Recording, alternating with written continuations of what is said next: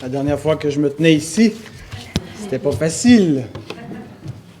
Mais je me sens drôle encore ce matin, alors je le dis en partant. Je ne sais pas ce qui se passe avec votre prédicateur, il devient feluette. Bien, aujourd'hui, on arrive au 5e exemple par lequel Jésus applique la loi morale de Dieu. Alors, on va tout de suite plonger dans notre texte. Je vous invite à vous lever immédiatement. Et nous allons lire Matthieu 5, 38 à 42.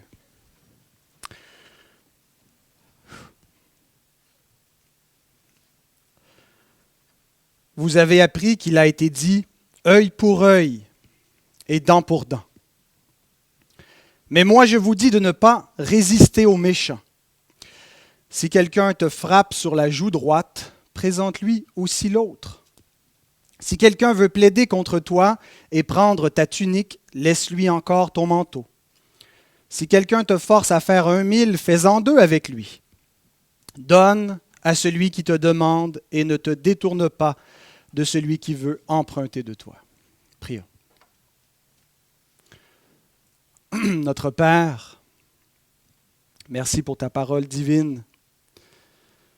Nous te prions ce matin alors que nous sommes réunis pour t'adorer et contempler ta gloire et être nourris de toi, que tu puisses être avec nous par ton Esprit Saint qui nous soutient, qui nous permet de comprendre les Écritures, qui nous permet de t'adorer avec intelligence, en comprenant le Dieu éternel que tu es, le Dieu Tout-Puissant. Aide-nous à comprendre ta loi, Seigneur, à comprendre son sens véritable et à comprendre, Seigneur, ce que tu attends de nous par cette loi. Aide-nous à la mettre en pratique. Puisses-tu mettre en lumière dans nos cœurs, dans nos pensées, dans nos actions, ce qui n'est pas conforme, ce qui ne te plaît pas, Seigneur, ce qui vient du malin, ce qui reste du péché rémanent en nous.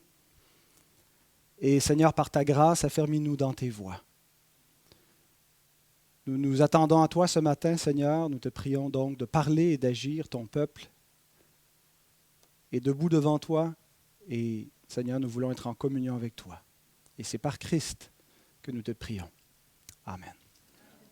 Pouvez-vous vous rasseoir? Alors, il y aura 3 points. Ce n'est pas une surprise. Le verset 38 nous présente l'enseignement de Moïse. Premier point. Verset 39, l'enseignement de Jésus. Et par la suite, verset 39 à 42, 4 illustrations de l'enseignement de Jésus. Alors, c'est ce que nous allons voir. Donc, l'enseignement de Moïse, Jésus le résume en disant « Vous avez appris qu'il a été dit œil pour œil et dent pour dent ». Et son enseignement est assez simple, c'est que l'injustice, les actions criminelles doivent être punies. Et c'est un principe fondamental pour toute société qui veut se préserver, qui ne veut pas être livrée au chaos, à la tyrannie. Il faut que l'injustice soit punie. Il y a une illustration qui est donnée en criminologie. Vous avez peut-être déjà entendu cette illustration de l'hypothèse de la vitre brisée. Si une de nos fenêtres est brisée à l'arrière du bâtiment et qu'on ne la répare pas, il y a de fortes chances que d'ici quelques semaines, il y a d'autres fenêtres qui soient brisées. Parce que ça indique à ceux qui ont des intentions criminelles que c'est un bâtiment qui n'est pas entretenu, qui n'est pas gardé, qui est prêt à être livré. Donc, l'hypothèse de la vitre brisée, c'est que pour réduire le crime, il faut en enlever ses effets et il faut punir les malfaiteurs. Et donc, c'est le principe qu'on voit derrière la loi du talion, entre autres. Il faut punir le crime, autrement, il va se multiplier et il faut l'arrêter. Et maintenant, la question, c'est quelle est la juste rétribution pour un crime donné? Vous pouvez tourner dans Exode 21. On a un exemple qui nous est donné, un cas. Et c'est le premier endroit où on retrouve clairement la loi du talion. Elle est à différents endroits dans l'Ancien Testament, mais on la retrouve dans Exode 21, les versets 22 à 25. Si des hommes se querellent et qu'ils heurtent une femme enceinte et la fassent accoucher sans autre accident. Alors, c'est un exemple, ça ne veut pas dire que c'est seulement dans ce cas-là que ce qui est donné, que la loi va s'appliquer. Ça pourrait être un tas d'autres exemples, mais c'est donc une application concrète. Ils seront punis d'une amende imposée par le mari de la femme et qu'ils paieront devant les juges. Mais s'il y a un accident, tu donneras vie pour vie, œil pour œil, dent pour dent, main pour main, pied pour pied, brûlure pour brûlure, blessure pour blessure, meurtrissure pour meurtrissure. Et quand on lit ça, on a l'impression que la loi de Dieu et la loi du talion, c'est vraiment quelque chose de dur. C'est la loi à la dure. Tu crèves l'œil de quelqu'un, on crève ton œil. Tu blesses quelqu'un, on t'inflige la même blessure. Et on dit c'est barbare, c'est cruel. Mais c'est une mauvaise lecture, une mauvaise interprétation, je pense, de la loi du talion. Ça n'avait pas un sens littéral. Et on le voit dans les versets qui suivent immédiatement après, versets 26 à 27, où pour un œil, ce n'est pas un œil qui est la peine. Quelqu'un qui perd un œil, on ne lui fait pas perdre son œil. On lit par exemple versets 26 à 27 dans le même passage, « Si un homme frappe l'œil de son esclave, homme ou femme, et qu'il lui fasse perdre l'œil, il le mettra en liberté. » On ne lui fait pas perdre son œil. Le prix, c'est qu'on lui fait mettre son esclave en liberté pour prix de son œil. Et s'il fait tomber une dent à son esclave, homme ou femme, il le mettra en liberté pour prix de sa dent. Bon, je ne commenterai pas le point de l'esclavage. Ce n'est pas le propos ici. On y reviendra dans un autre contexte, Dieu voulant. Mais Dieu avait vraiment un souci que les domestiques, les serviteurs d'une maison soient bien traités, qu'ils ont des droits à part entière. Et donc, on voit que l'idée de œil pour œil, dent pour dent, ce n'était pas simplement qu'on inflige directement le même acte qui a été perpétré, mais la question qu'on se posait, c'est que vaut un œil? Que vaut une dent? Et il y a une amende qui est imposée, une rétribution proportionnelle au crime. Et c'est un très bon principe de justice qui protège la société, mais qui protège en même temps les criminels. Le danger des fois d'être emporté par la colère contre le criminel et de lui faire payer beaucoup plus cher que son offense. C'est une tendance naturelle, n'est-ce pas, qui est dans notre cœur. Des fois, ce désir d'être emporté et d'aller plus loin que ce qui serait mérité. Jim Butler, un commentateur, écrit ceci, « Cette loi a été conçue pour punir le criminel, mais également pour le protéger. » Ce ne sera pas les deux yeux pour un œil. Ce ne sera pas une peine qui est disproportionnée par rapport au crime qui a été perpétré. Martin Lloyd-Jones, un autre prédicateur, écrit « Il doit y avoir une correspondance entre le crime et le châtiment, entre la chose commise et ce que l'on fait par rapport à elle. » Alors, c'est le principe de œil pour œil, dent pour dent. C'est un principe d'équité judiciaire et qui n'est pas donc pris littéralement. La plupart des interprètes juifs ou chrétiens ne l'ont pas compris comme ça historiquement, mais plutôt comme étant que vaut un œil, que vaut une dent, que mérite ce crime, et on l'applique ainsi. Il y a peut-être des sociétés un peu plus radicales qui l'ont appliqué comme ça. Tu voles, on te coupe la main, mais ce n'est pas l'intention, je pense, qui est dans la loi de Dieu, et on le voit avec l'application qui est faite dans les versets qui viennent immédiatement après. Et je pense que c'est un principe qui devrait encore s'appliquer aujourd'hui dans notre société, dans les tribunaux de justice. Mais pour ça, il faut croire à la responsabilité morale, ce qui est de plus en plus difficile dans une société qui veut être séculière, c'est-à-dire qui ne veut pas avoir de référence à une transcendance absolue, à une personne morale absolue qui serait Dieu, qui serait la norme morale. Et donc, de moins en moins, quand on perd cet absolu-là, il est possible de rendre l'homme imputable. Et c'est pour ça qu'on arrive avec des aberrations dans des cas de justice où les gens sont déclarés non criminellement responsables pour des choses qu'ils ont criminellement commises. Et donc, on change la responsabilité morale pour une maladie mentale ou quoi que ce soit. On déresponsabilise l'être humain. Mais si on applique ce principe judéo-chrétien, qui a une responsabilité morale et que lorsqu'il y a un crime qui est commis, on tient compte de nombreux facteurs qui viennent soit aggraver, soit alléger la responsabilité morale, mais non pas exonérer complètement le criminel, eh bien, c'est un principe qui devrait encore s'appliquer aujourd'hui. Et ce principe, Jésus l'entérine. Le Nouveau Testament au complet approuve ce principe de justice qui est résumé dans cette phrase « œil pour œil, dent pour dent ». Alors maintenant, qu'est-ce que Jésus nous enseigne? Verset 39. « Mais moi, je vous dis de ne pas résister aux méchants. » Avant de voir positivement ce qu'il enseigne, j'aimerais dire deux choses qu'il n'enseigne pas. Jésus n'enseigne pas le pacifisme.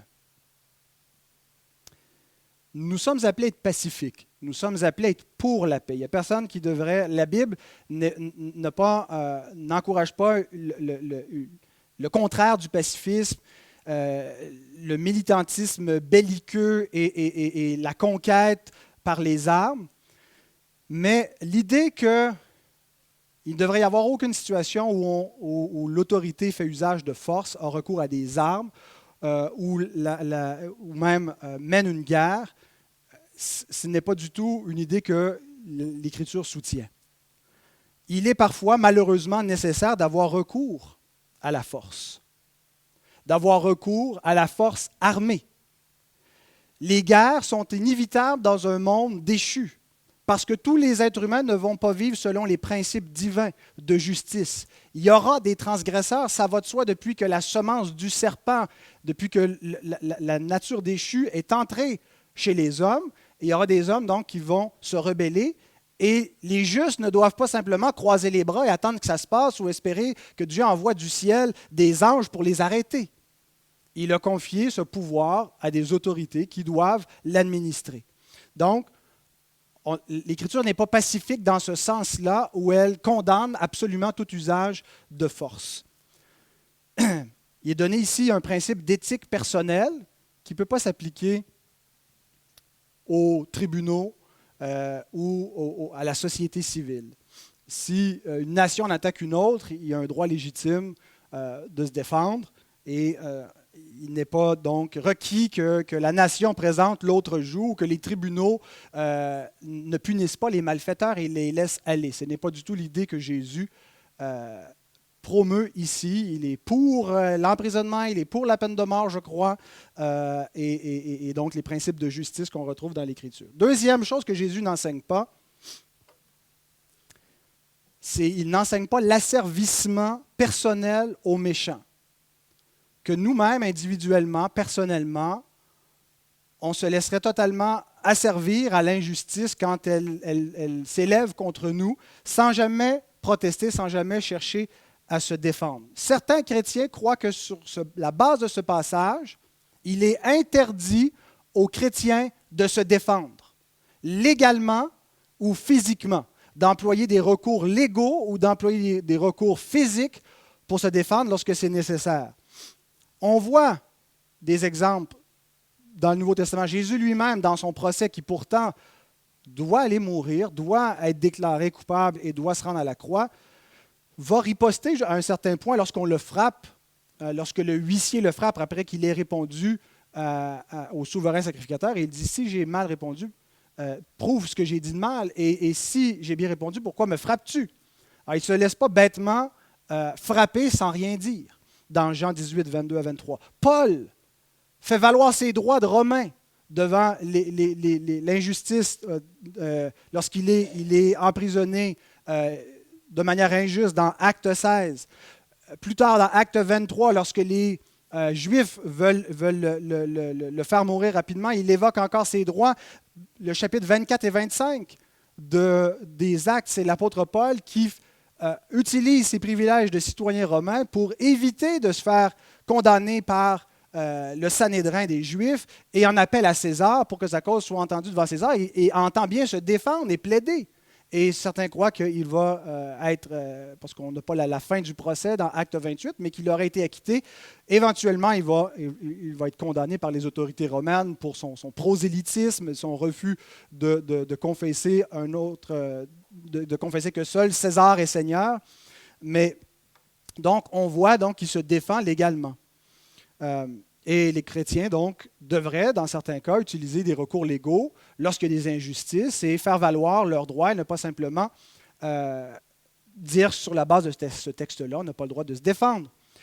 S'il y a une agression, si un de nos enfants est agressé, j'espère bien qu'on livrerait la personne aux tribunaux. S'il y avait des cas ici d'agression dans l'Église, on ne va pas juste dire, le Seigneur nous a dit qu'il ne faut pas résister aux méchants. On va certainement livrer ces personnes-là aux autorités. Et avec l'approbation de Jésus. Ce n'est pas ce que Jésus enseigne ici, de laisser les méchants triompher. Et même, je ne pense pas que Jésus s'oppose au principe de légitime défense. C'est toujours dans Exode, tournez à Exode 22. Les 3 premiers versets sont intéressants. Dieu a accordé à l'homme le droit de défendre sa vie et sa propriété lorsqu'il est attaqué.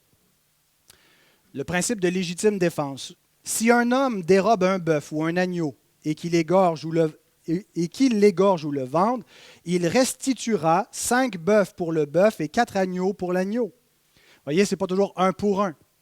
Quand on a dit qu'est-ce que vaut un bœuf volé? Ça en vaut 5. Tu as volé. Si le voleur est surpris dérobant avec effraction et qu'il soit frappé et meurt, on ne sera point coupable de meurtre envers lui. Mais si le soleil est levé, on sera coupable de meurtre envers lui.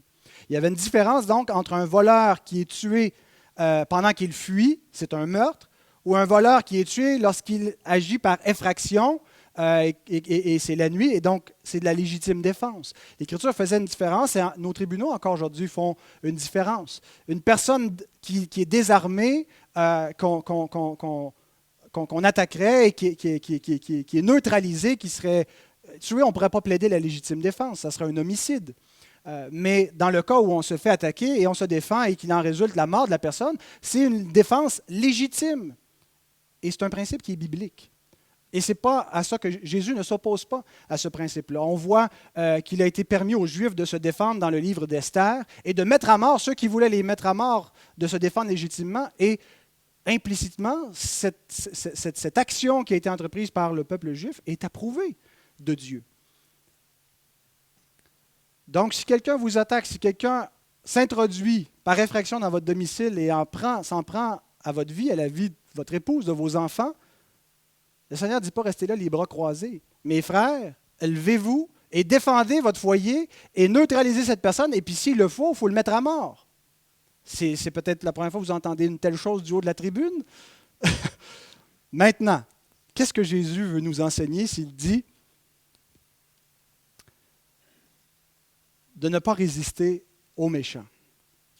Et si donc, il n'enseigne pas le pacifisme, il n'enseigne pas l'asservissement personnel à la personne du méchant, 3 choses, je crois que Jésus enseigne dans ce verset, le verset 39.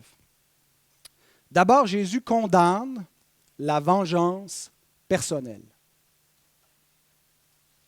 Certains voyaient ce principe de justice œil pour œil, dent pour dent, comme s'il leur disait « Il t'est permis de te venger ».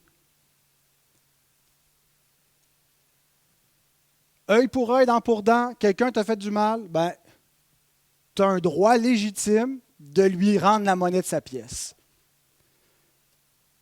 Le problème, c'est que œil pour œil, dent pour dent, ce n'était pas un principe d'éthique personnelle, mais un principe de justice publique. William Hendrickson, un commentateur du Nouveau Testament, écrit « C'était une loi pour la cour civile, entérinée dans le but de réfréner la tendance à se venger personnellement. » C'est une tendance, n'est-ce pas, qu'on voit dans notre cœur quand quelqu'un nous a fait un tort, et plus le tort est grave, il y a une colère, il y a un désir de se venger.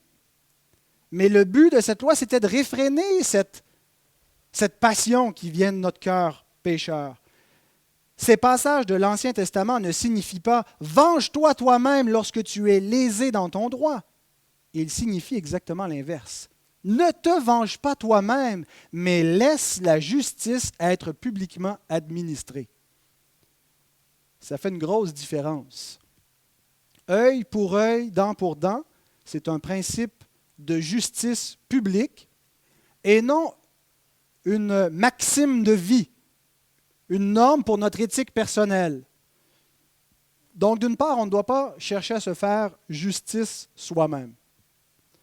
On n'a toujours pas le droit aujourd'hui, c'est une bonne chose que c'est un principe qui reflète cette loi de la parole de Dieu. On n'a pas le droit de se faire justice soi-même. Lorsque Jésus dit de ne pas résister aux méchants, le sens est ne résiste pas toi-même aux méchants. Donc, on ne peut pas se faire justice et aller se venger. La vengeance appartient à Dieu qui l'administre dans le temps présent par une force civile jusqu'au jour où lui-même va venger l'injustice des hommes au jugement dernier. Pour ce qui est des crimes, ou plutôt des offenses non criminelles, les offenses pour lesquelles il n'y a aucun tribunal de justice qui va faire quoi que ce soit. Quelqu'un a parlé dans mon dos. Bien, on ne peut pas prendre le principe œil pour œil, dent pour dent, et dire cet écœurant-là, j'y en dois une. Puis quand l'occasion va se présenter, tu peux être sûr que je vais me venger. Jésus dit, c'est exactement ce que vous n'avez pas le droit de faire. Vous prenez une loi qui n'a pas été donnée dans ce but-là, d'une vengeance personnelle, et vous ne pouvez pas justifier votre péché par le péché d'un autre. J'ai quelque chose contre lui, il y a un péché envers moi, ben, je vais lui rendre. Le péché d'un autre ne justifie jamais mon péché. Et donc, la vengeance, c'est un péché. Et c'est tellement simple à comprendre quand on l'applique des fois dans d'autres contextes. Appliquons-le avec les enfants. Lorsqu'un de mes enfants, lorsque Calvin frappe Baptiste ou Baptiste frappe Calvin, ça arrive. Ils sont chrétiennement élevés, mais ils ont encore un petit peu de la dépravation humaine en eux. La plus violente, c'est Abby, cependant. C'est elle qui frappe les autres. Et peut-être parce qu'elle ne reçoit pas les coups en retour, les autres ils ont comme un égard pour ça. Elle est plus petite, elle est beaucoup plus jeune, donc elle se paye la traite. Mais donc, quand un enfant frappe un autre enfant, on ne lui permet pas, l'enfant victime, on ne lui permet pas de frapper en retour. Il n'y a aucun parent qui trouverait que c'est la chose juste à faire, la chose sensée, équitable, de dire « ton frère t'a frappé, frappe ton frère ». Mais on ne dit pas à celui qui se fait frapper, laisse-toi frapper. Jésus dit, présente la joue droite, puis tant qu'il a envie de frapper, frappe. Ça serait aussi stupide. Qu'est-ce qu'on fait? On intervient, on va punir l'enfant coupable, on va essayer de comprendre la situation, pourquoi il l'a frappé, est-ce que tu as fait quelque chose, et on va essayer de régler équitablement en appliquant la justice. Est-ce que quelqu'un mérite une punition et comment on peut réconcilier les deux parties? Donc, il y a une autorité qui intervient.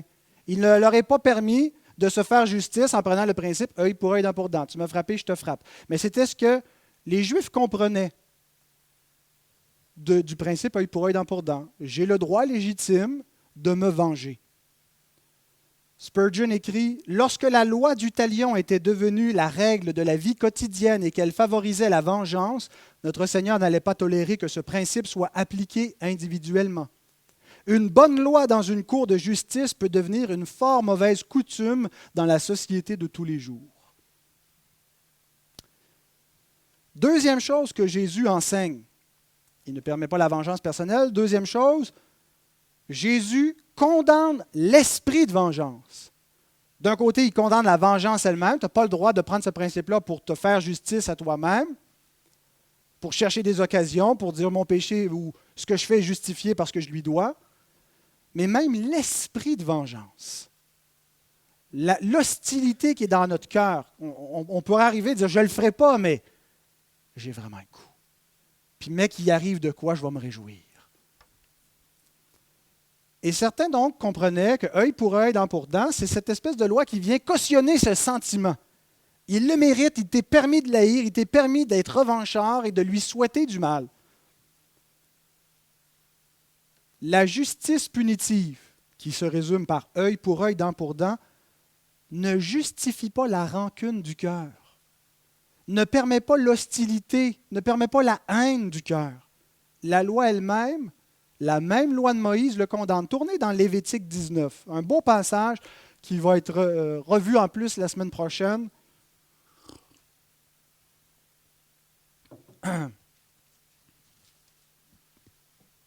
Lévitique 19, les versets 15 à 18.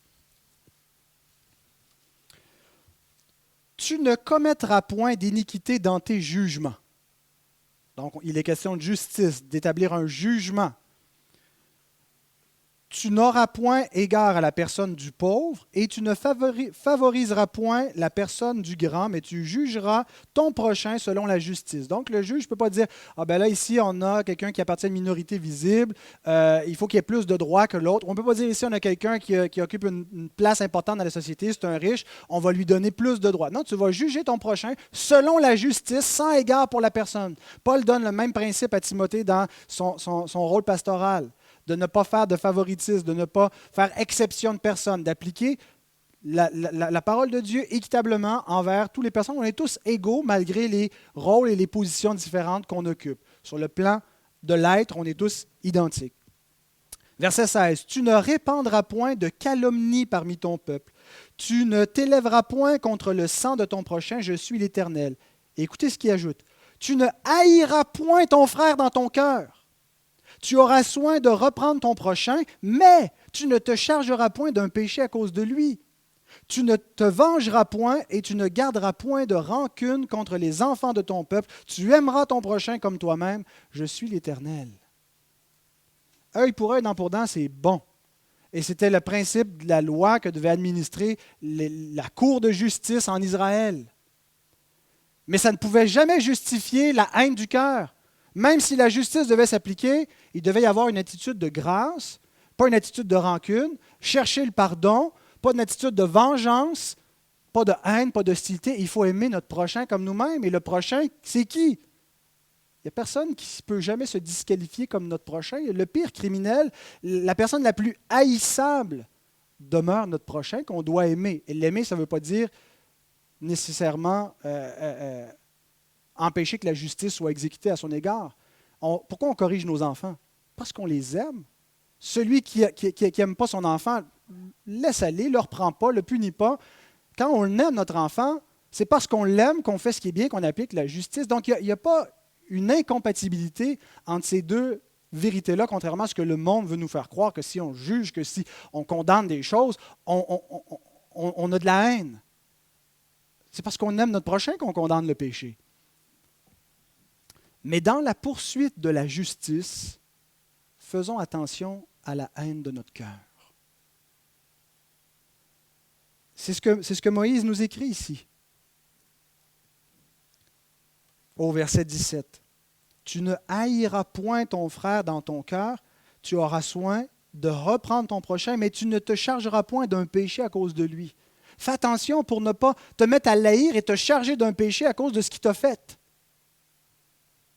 Tu ne peux pas justifier cette haine dans ton cœur en disant « œil pour œil, dent pour dent ». Non, œil pour œil, dent pour dent, la justice doit s'exécuter, mais tu ne peux pas l'haïr. Donc Jésus condamne l'esprit de vengeance personnelle, l'esprit revanchard, l'hostilité qui est dans le cœur. Proverbe 20, verset 22, « Ne dis pas « je rendrai le mal ». Espère en l'Éternel, il te délivrera. Paul, on va lire tantôt dans notre temps de prière un beau passage, mais juste le dernier verset de ce passage, dans Romains 12, verset 21. « Ne te laisse pas vaincre par le mal, mais surmonte le mal par le bien. » C'est dans le contexte où il dit « Ne vous vengez pas vous-même, laisse-toi pas entraîner par le mal. Tu as de la colère, tu as envie de crier, tu as envie de lui dire des bêtises, tu as envie de répandre à son sujet tout ce que tu sais pour que les gens t'approuvent et le désapprouvent. Fais pas ça. Confie-toi en l'Éternel pour qu'il délivre ton cœur de l'hostilité, pour qu'il te remplisse de la grâce, qu'il t'aide à pardonner et à faire du bien à ton ennemi. C'est comme ça que tu accumules des chardons ardents sur sa tête et que tu vas le convertir. Ce qui nous amène à la troisième chose que Jésus condamne.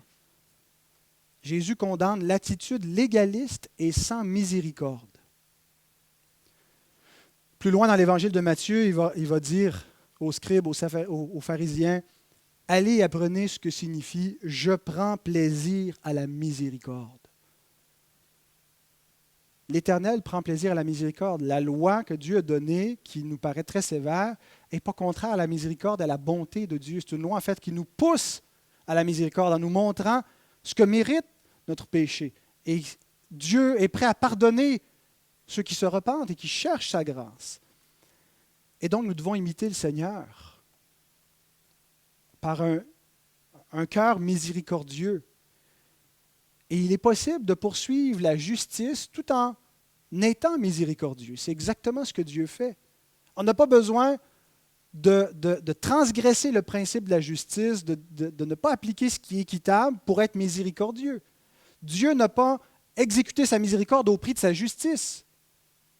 Il a été miséricordieux en exécutant sa justice sur Christ. Il a été miséricordieux envers nous en punissant notre péché sur Christ. Il y a un faux discours qui veut nous faire croire que être juste, c'est manquer d'amour, c'est manquer de grâce. Et il est tout à fait possible, par contre, de poursuivre ce qui nous paraît juste, ce qui nous paraît être équitable, mais dans cet esprit qui manque totalement de miséricorde, d'amour, qui ne fait pas de place au pardon. Un des beaux exemples qui m'a été cité de cette miséricorde que le Seigneur veut que nous ayons et qui était annulée par la tradition des Juifs chez les rabbins, leur façon qu'ils enseignaient ce texte-là, et que Jésus vient corriger ici en condamnant cet esprit légaliste. Je me souviens quand je travaillais à la prison, c'est un psychologue qui m'avait partagé comment il avait été touché de voir ce qui arrivait difficilement à s'expliquer des parents qui avaient pardonné les agresseurs et meurtriers de leur enfant. C'était un cas de deux crapules qui, sous l'effet de la drogue et de l'alcool, avaient pris un jeune couple là, qui était ensemble, avait tué le garçon, violé la jeune fille, pour la tuer par la suite.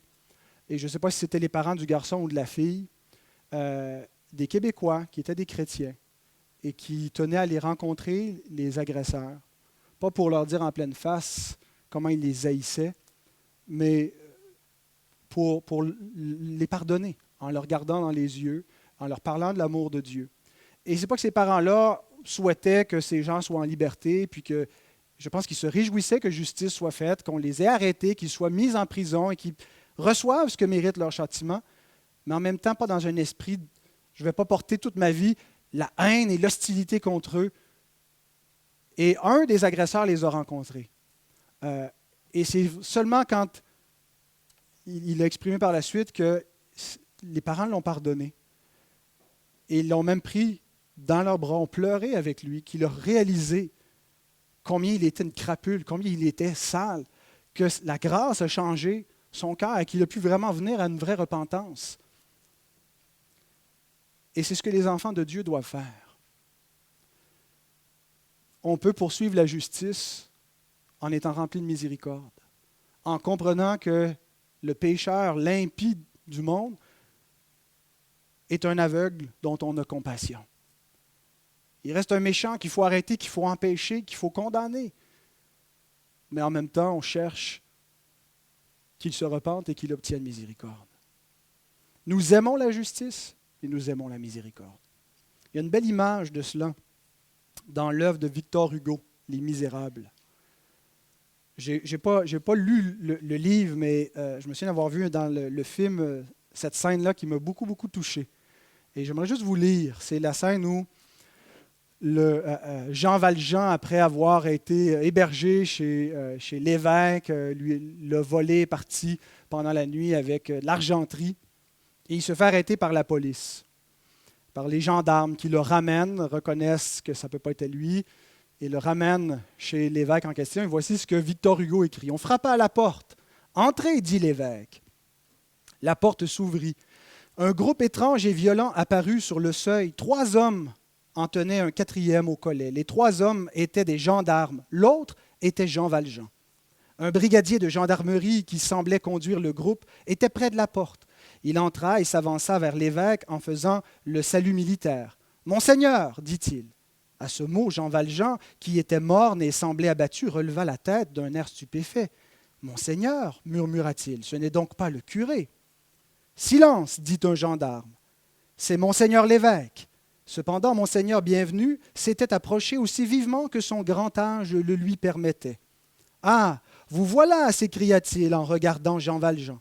Je suis aise de vous voir. Eh bien, mais je vous avais donné les chandeliers aussi, qui sont en argent, comme le reste, et dont vous pourrez bien avoir 200 francs. Pourquoi ne les avez-vous pas emportés avec vos couverts? Jean Valjean ouvrit les yeux et regarda le vénérable évêque avec une expression qu'aucune langue humaine ne pourrait rendre. Monseigneur, dit le brigadier de gendarmerie, ce que cet homme disait était donc vrai. Nous l'avons rencontré. Il allait comme quelqu'un qui s'en va. Nous l'avons arrêté pour voir. Il avait cette argenterie. Et il vous a dit, interrompit l'évêque en souriant, qu'elle lui avait été donnée par un vieux bonhomme de prêtre chez lequel il avait passé la nuit. Je vois la chose, et vous l'avez ramené ici. C'est une méprise. Comme cela, reprit le brigadier, nous pouvons le laisser aller. Sans aucun doute, reprit l'évêque. Les gendarmes lâchèrent Jean Valjean qui recula. Est-ce que c'est vrai qu'on me laisse dit-il d'une voix presque inarticulée et comme s'il parlait dans le sommeil. Oui, on te laisse. Tu n'entends donc pas dit un gendarme. Mon ami, reprit l'évêque, avant de vous en aller, voici vos chandeliers, prenez-les. Il alla à la cheminée, prit les 2 flambeaux d'argent et les apporta à Jean Valjean. Les 2 femmes le regardaient faire sans un mot, sans un geste, sans un regard qui pût déranger l'évêque. Jean Valjean tremblait de tous ses membres. Il prit les 2 chandeliers machinalement et d'un air égaré. Maintenant, dit l'évêque, allez en paix. À propos, quand vous reviendrez, mon ami, il est inutile de passer par le jardin. Vous pourrez toujours entrer et sortir par la porte de la rue. Elle n'est fermée qu'au loquet, jour et nuit.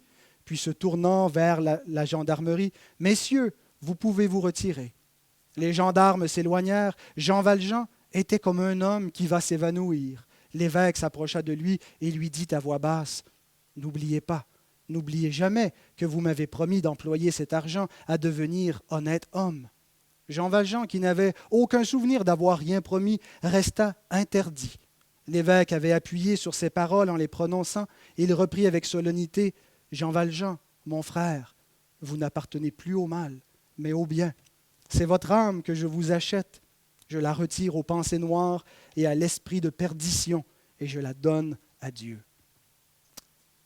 C'est magnifique, n'est-ce pas? Je ne sais pas s'il est autorisé de citer du Victor Hugo dans une prédication, mais j'ai pris la liberté. Bien-aimés, la loi de Dieu ne peut pas changer un homme. Elle peut que le condamner.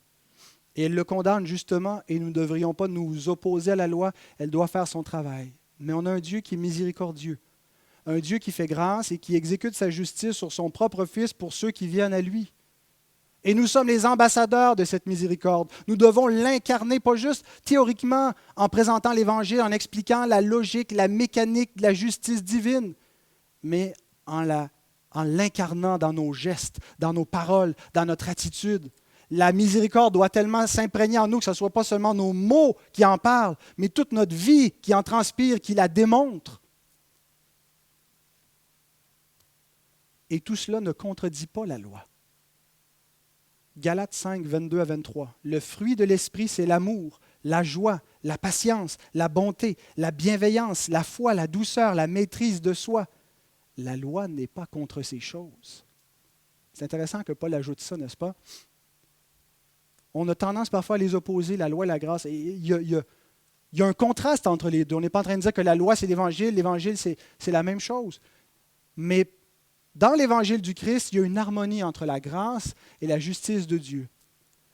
Et nous pouvons donc poursuivre la justice et être en faveur de son principe tout en produisant le fruit de l'Esprit. Et c'est ce qui manquait cruellement et manifestement au peuple juif de l'époque, qui avait cette attitude directe, tranchante, dénuée de miséricorde, de grâce et d'amour. Et Jésus dit, vous n'appliquez pas le commandement de Dieu tel qu'il se veut, dans l'esprit de la loi et dans l'esprit de notre Dieu qui est un Dieu de miséricorde. Alors donc voilà pour ce que Jésus n'enseigne pas et pour ce qu'il enseigne. Maintenant, rapidement, Jésus illustre son enseignement par 4 exemples.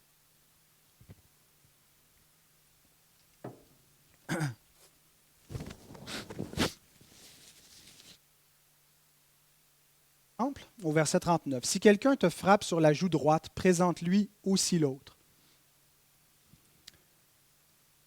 Ce verset ne veut pas dire qu'on doit se laisser battre.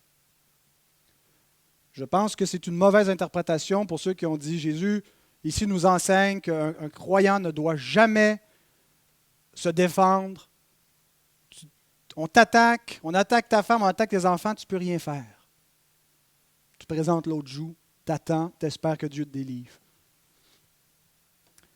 Ailleurs, Jésus va recommander à ses disciples devant la persécution de fuir, pas de présenter l'autre joue.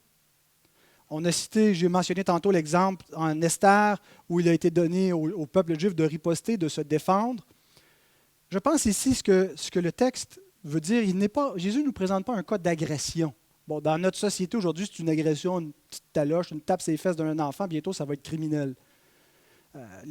C'est ridicule. On vit dans un contexte, les professeurs n'ont plus aucun moyen, aucun levier d'utiliser une force raisonnable pour maîtriser un élève impoli, le sortir de la classe. Il y a une petite fille aux États-Unis, ça avait fait les manchettes en maternelle, qui a été sortie par la police avec des menottes parce qu'il n'y avait pas un professeur, pas une personne en autorité dans l'école qui pouvait la maîtriser pendant qu'elle faisait une crise. C'est la société dans laquelle on est. On ne peut pas prendre d'autorité, c'est une agression et on fait des marches contre la brutalité policière, puis on casse tout, on saccage tout. C'est de l'incohérence. Mais revenons à notre texte. Ici, Jésus ne nous présente pas un cas d'agression, mais un cas d'insulte. Quand il dit, dans une culture à la main droite, d'abord, on n'utilise pas vraiment la main gauche pour manger, pour faire quoi que ce soit, c'est la main droite, c'est une culture de droitier. Donc, si on te frappe sur la joue droite, comment va-t-on te frapper sur la joue droite? Du revers de la main. Tu ne peux pas frapper quelqu'un sur la joue droite avec ta main droite, avec la paume de ta main, n'est-ce pas? Et donc, la scène que Jésus nous présente, ce n'est pas une scène d'agression physique où quelqu'un se fait battre. C'est une scène d'insulte. C'est la gifle qu'on donne à l'esclave pour le discipliner. C'est la gifle de celui qui se dit supérieur à l'autre. Ce que Jésus nous dit maintenant dans une situation où il y a une insulte, où il y a une offense de cette nature-là, c'est de supporter l'insulte. Notre tendance humaine charnelle, quand on se fait insulter, c'est d'insulter à notre tour. On ne se fait même pas insulter, des fois on se fait reprocher, notre femme, notre mari nous fait un reproche, ben, on a une liste de reproches à y sortir instantanément. Ça n'a pas rapport dans le contexte, mais c'est notre réaction naturelle. Jésus dit, si quelqu'un t'insulte, et c'est la gifle de l'insulte, supporte l'insulte. Tu ne peux pas l'insulter à ton tour. Mais en même temps, il ne nous enseigne pas un asservissement bête et servile. Présenter l'autre joue, pour moi, je vois ça comme tu lui tiens tête. Tu lui tiens tête, tu lui présentes l'autre joue. Tu fléchis pas, tu ne t'aplaventris pas devant ton adversaire, mais tu lui résistes. Cependant, sans péché. Et c'est ça qui est difficile. Le croyant ne peut pas frapper pour se défendre, ne peut pas utiliser la violence dans ce cas-là, ne peut pas commencer à insulter. Il doit garder et démontrer un caractère chrétien, un caractère de grâce. Le caractère de Christ devant ses ennemis qui ne retournait pas l'injure, mais qui disait la vérité, qui appelait les choses telles qu'elles sont et qui traitait ceux qui sont du serpent, de race de vipère. Bon, bien-aimés, faisons attention à nos mots, faisons attention surtout à ce qui est derrière nos mots, le cœur qui est derrière nos mots. Mais donc, on est appelé à supporter les insultes. On vit dans une société où le nom du Seigneur est insulté et ceux qui portent ce nom-là sont insultés. Il y a des moqueurs, des gens qui nous tournent en raillerie. Qu'est-ce qu'on fait? On le supporte et on leur tient tête. On continue de défendre. On ne se cache pas, on continue d'affirmer ce qu'on enseigne. On ne va pas changer notre discours. On va leur dire, puis si ça ne fait pas votre affaire, continuez à insulter, frappez encore. Vous n'aimez pas notre position sur la femme, sur l'homosexualité, sur quoi que ce soit. On va l'endurer. C'est ce que le Seigneur nous dit ici. Mais sans péché, sans haïr nos adversaires, en les aimant et en cherchant véritablement leur bien. Deuxième exemple, si quelqu'un veut t'enlever ton manteau, Si quelqu'un veut plaider contre toi et prendre ta tunique, laisse-lui encore ton manteau. Le royaume de Dieu vient avec des persécutions. Hébreux 10, 34, l'auteur rappelle, il dit, vous avez supporté l'enlèvement de vos biens. C'est ce qu'on doit faire. Pour nous, nos persécutions sont assez faciles. Il y a des persécutions qui sont beaucoup plus lourdes à supporter dans le monde. Et ça ne veut pas dire que supporter la persécution ne veut pas dire qu'on ne cherche pas en même temps à ce qu'elle cesse, à protéger ce qu'on a, à se défendre quand on peut par les moyens qui sont légitimes. Mais en même temps, tout en sachant cela, elle va être inévitable, la persécution. C'est par beaucoup de persécutions, de souffrances, de tribulations qu'il nous faut entrer dans le royaume de Dieu. Et ce que le Seigneur veut qu'on comprenne, c'est soyez pas si attachés à votre vie, à votre confort, que vous craignez les hommes et que vous craignez de perdre des choses. Si vous n'êtes pas capable de me suivre parce que ça va vous coûter, parce que vous allez perdre, parce qu'on va rire de vous, parce qu'on va essayer de vous dépouiller de votre bien, bien, vous ne serez pas capable de me suivre. Parce qu'attendez-vous, c'est ce qui va arriver. Jésus dit dans Matthieu 10, 28, « Craignez pas ceux qui peuvent faire périr le corps, ils ne peuvent plus faire grand-chose après. Craignez celui qui peut faire périr l'âme et le corps dans la géhenne. » Ce qui délivre de la crainte des hommes, c'est la crainte de Dieu. Confions-nous radicalement en Dieu, c'est ce qui va nous sauver des hommes. Et n'ayons pas l'attitude d'être ceux qui sont centrés sur leur confort, sur la défense de leurs droits et de leurs biens terrestres. Ce n'est pas ce qui doit caractériser l'enfant de Dieu. On a reçu un héritage dont on ne peut pas être dépouillé, dont personne ne peut enlever quoi que ce soit, et c'est notre véritable héritage. Alors le Seigneur dit, attachez-vous pas au bien de la terre, montrez dans ces persécutions-là que votre trésor, ce n'est pas là, ce n'est pas votre manteau, ce n'est pas votre maison, ce n'est pas le bâtiment, si quelqu'un voulait vous dépouiller de votre lieu de culte. Quand vous avez tout, qu'est-ce qu'on peut véritablement vous enlever? Quand on a Christ, on ne peut rien perdre. C'est le principe qu'on doit réaliser. J'avais un texte que je ne lirai pas, il est un peu long, là, mais c'est Romains 8, 35 à 39 que vous pourrez peut-être méditer un peu plus tard dans la journée où justement Paul applique cette même réalité-là. Qu'est-ce qui va nous séparer de l'amour de Dieu? Et il énumère un tas de choses qui pourraient nous faire du tort, mais en bout de ligne, il n'y a rien qui peut nous séparer de cet amour-là. Et c'est un rappel ici où le Seigneur nous dit, concentrez-vous sur l'essentiel. Troisième exemple, si on veut te forcer à faire 1 000, fais-en 2. Cet exemple-là, en fait, je pense que ça remonte à une pratique qui avait cours au temps du Seigneur et qui remonte à l'Empire perse, avant l'Empire romain, où les Perses utilisaient l'autorité publique, civile, pour forcer les gens à aider les officiers, entre autres les officiers militaires, dans l'accomplissement de leurs tâches, à porter un fardeau de soldats, les soldats qui ont des longues distances à parcourir, et donc porter leurs bagages, tout leur attirail, et pour aider, les citoyens ont un devoir civil et peuvent se faire arrêter à tout moment, dire tu vas porter ce fardeau-là pendant 1 000. Les Romains faisaient la même chose, que détestaient les Juifs. Ils sont chez eux dans leur territoire, mais là, sont dominés par des païens. Tu te fais arrêter, tu es obligé de porter un fardeau d'un ennemi. Et Jésus dit, fais-en pas un grand cas. Montre-lui que tu appartiens à un autre empire. Tu n'appartiens pas à l'Empire romain. Dans l'Empire romain, la loi lui permet de te faire 1 000. Mais dans l'Empire du royaume de Dieu, tu as la liberté d'en faire 2. Parce que c'est un empire de grâce, c'est un empire de service, c'est un empire où on donne notre vie. Et par cette attitude-là, au lieu d'avoir une attitude de frustré, une attitude de récriminatoire, de vouloir défendre tes droits et de dire que c'est injuste, montre à quel royaume tu appartiens. Pierre écrit 1 Pierre, chapitre 2, versets 13 à 17.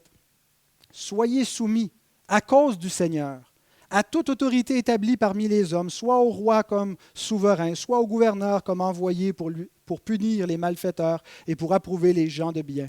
Car c'est la volonté de Dieu qu'en pratiquant le bien, vous réduisiez au silence les hommes ignorants et insensés. Étant libres, on n'est pas leurs esclaves, on est libres, on n'est même pas dans leur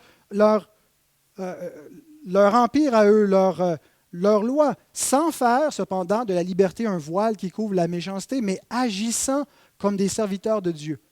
La seule façon qu'on peut servir les hommes sans être frustré, c'est en réalisant que c'est Dieu qu'on sert. C'est pour lui qu'on le fait. Et quand on le fait pour lui, on le fait avec joie. Honorez tout le monde, aimez les frères, craignez Dieu, honorez le roi. Parce qu'on est libre, on peut faire plus que notre devoir. Et dernier exemple, si on demande de toi, donne à celui qui te demande et ne te détourne pas de celui qui veut emprunter de toi. Au verset 42.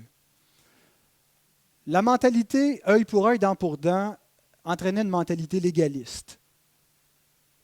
Une mentalité légaliste dans le sens de qu'est-ce que je dois faire par la loi, qu'est-ce que je suis obligé de faire.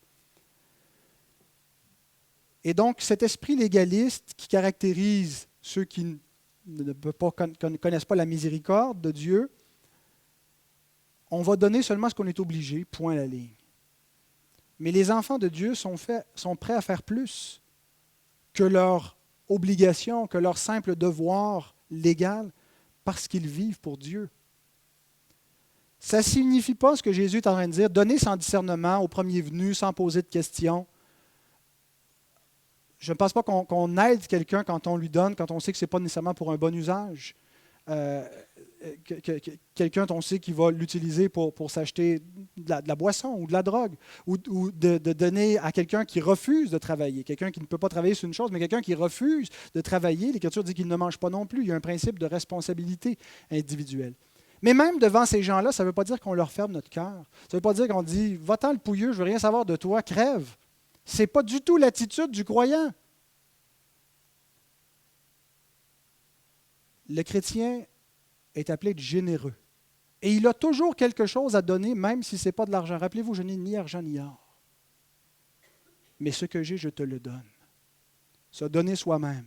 Et j'aime bien ce que Leon Morris écrit, je termine avec ça. Le disciple de Jésus n'est peut-être pas toujours en position de donner à celui qui veut emprunter exactement ce qu'il veut, mais cela ne signifie pas qu'il le rejette. Peut-être lui donnera-t-il simplement une bonne parole ou un bon conseil, mais il donne ce qu'il peut dans les circonstances où il se trouve. C'est ce qu'on est appelé à faire. Donner des conseils, donner de la grâce, parfois donner de notre portefeuille, donner du temps. Et donc, n'ayons pas cette attitude froide. Est-ce que je suis obligé? Parce que si je ne suis pas obligé, je ne le ferai pas. La grâce de Dieu nous presse. Parce qu'on estime que si un seul est mort pour nous, on ne vit plus pour nous-mêmes, on vit pour celui qui est mort et ressuscité pour nous, et on veut le montrer aux hommes. Et l'Écriture nous enseigne que ce n'est pas seulement par la prédication de la bouche, c'est certainement par la prédication, mais c'est aussi par notre manière de vivre que les hommes vont voir l'amour de Dieu. En conclusion, ce que Jésus nous enseigne ici nous force à nous examiner nous-mêmes. Suis-je centré sur moi-même, c'est-à-dire centré sur mes droits, centré sur mes intérêts? Parce que c'est ce que Jésus veut dénoncer ici.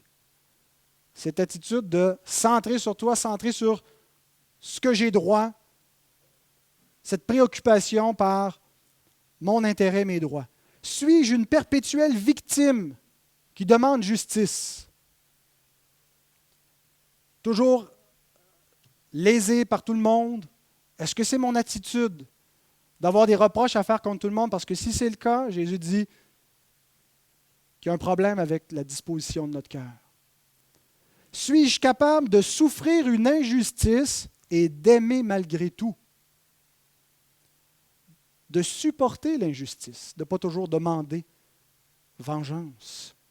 L'amour couvre une multitude de péchés. Et il n'y a pas de contradiction avec un principe de justice et en même temps de mourir à soi-même. Est-ce que je me trouve de bonnes raisons pour en vouloir aux autres? Est-ce que je me sens justifié dans mon indisposition émotive face aux autres? Si c'est le cas, il faut le confesser. Suis-je plus attaché à ma vie sur terre, à mes biens, à ce que je ne veux pas perdre, à mon confort, qu'à Christ qui est dans les cieux, à ma vie qui est cachée en lui? Est-ce que je cherche premièrement le royaume? Est-ce que je sais que j'ai une espérance qui ne trompe pas et qui me permet d'endurer tous les maux de cette vie?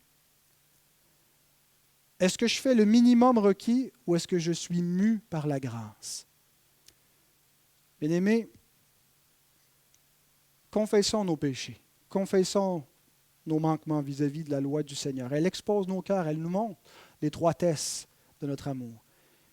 Et demandons au Seigneur, dans nos supplications, de parfaire son amour en nous. C'est ce que Jean veut dire quand il dit que l'amour est parfait en nous. C'est un verbe, il ne veut pas dire qu'il est déjà à son expression parfaite et mature. Il veut dire que Dieu le continue, il le fait croître. l'exposition de la parole devrait révéler qu'il y a encore des traces où l'amour doit combler des aspects de notre personne. Prions Dieu, confessons notre péché. Et c'est ce que nous allons faire immédiatement avec la table du Seigneur ce matin. Nous prenons la table dans cet esprit-là où nous disons, Seigneur, je veux te ressembler. Je me nourris de ta vie, je veux que tu brilles en moi. Je veux que les hommes voient devant l'injustice des hommes, devant la dureté qu'on voit dans le monde, qu'ils voient Christ, qu'ils voient sa douceur, qu'ils voient sa bonté. Alors, c'est ce que nous allons faire donc immédiatement. Que le Seigneur puisse bénir sa parole. Je vais inviter Mme Payette à s'avancer pour les chants avec le reste de la chorale.